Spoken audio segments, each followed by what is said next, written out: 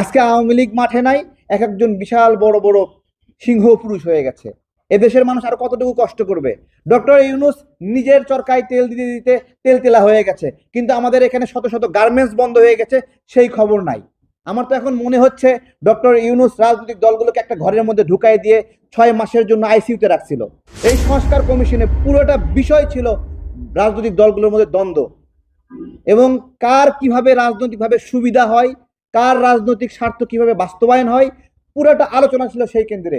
এইখানে একটা দিনের জন্য শিক্ষা নিয়ে আলোচনা হয়নি।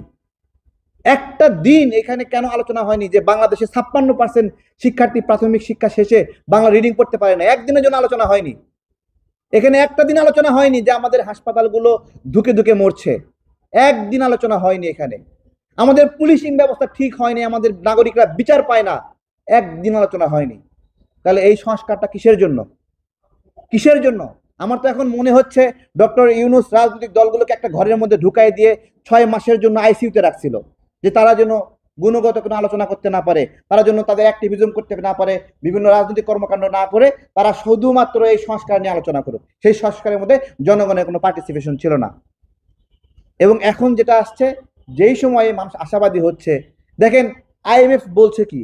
আইএমএফ বলছে যে নির্বাচিত সরকার ছাড়া তারা ঋণ ছাড়বে না। তাহলে আমরা এখন কোন দিকে যাব? ব্যবসায়ীগুলো বিনিয়োগ করছে না, আমরা কোন দিকে যাব? এদেশের মানুষ আরো কতটুকু কষ্ট করবে? ডক্টর ইউনূস নিজের চরকায় তেল দিতে দিতে তেল তেলা হয়ে গেছে, কিন্তু আমাদের এখানে শত শত গার্মেন্টস বন্ধ হয়ে গেছে, সেই খবর নাই। আমাদের গার্মেন্টস গুলো বন্ধ হয়ে যাচ্ছে, ডক্টর ইউনূসের তাল নাই সেই দিকে। বলা হচ্ছে 18 লক্ষ নারী কাজ হারিয়েছে, ডক্টর ইউনূসের তাল নাই সেদিকে। উনি ভালো থাকলেই হলো, সমন্বয়করা ভালো থাকলেই হলো। এই যে গণভোটের কথাটা বলা হচ্ছে, শুনতে খুব ভালো যে হ্যাঁ জুলাই সনদে হ্যাঁ এবং না গণভোট, কিন্তু এর মাঝেও তো আবার শয়তানি আছে। এটা আদতে গণভোট না, এটা তারা বলতে যাচ্ছে যে এটা একটা গণভোট, সেই গণভোটে পিআর নিয়ে আলোচনা হবে, পিআরের পক্ষে বা বিপক্ষে আলোচনা করবে। তার মানে কি? যেই গণভোটে জামাত, বিএনপি, এনসিপি সহ সবাই মিলে হ্যাঁ আদায় করার কথা, সেই গণভোটে আপনার হলো একটা নির্দিষ্ট রাজনৈতিক পক্ষ পিআরের পক্ষে ভোট দেবে, আর একটা নির্দিষ্ট রাজনৈতিক বিপক্ষ তারা পিআরের বিপক্ষে ভোট দেবে। তার মানে এটা জুলাই সনদের পক্ষে গণভোট না, এটা সংস্কারের পক্ষে গণভোট না। এই গণভোটটা জামাতের সেই শয়তানি এজেন্ডা, যে পিআর নিয়ে আলোচনা, সেই আলোচনা। এবং আমরা বারবার বলছি যে যে রাজনৈতিক দলগুলো স্বপ্ন দেখছে যে ক্ষমতায় যাবে অথবা প্রধান বিরোধী দল হবে, তারা জনগণের প্রতিনিধিত্ব কত পার্সেন্ট করেন জিজ্ঞাসা। আজকে আওয়ামী লীগ মাঠে নাই, এক একজন বিশাল বড় বড় সিংহ পুরুষ হয়ে গেছে, তারা আসল হিরো, আসল হিরো হয়ে গেছে আওয়ামী লীগের অনুপস্থিতিতে।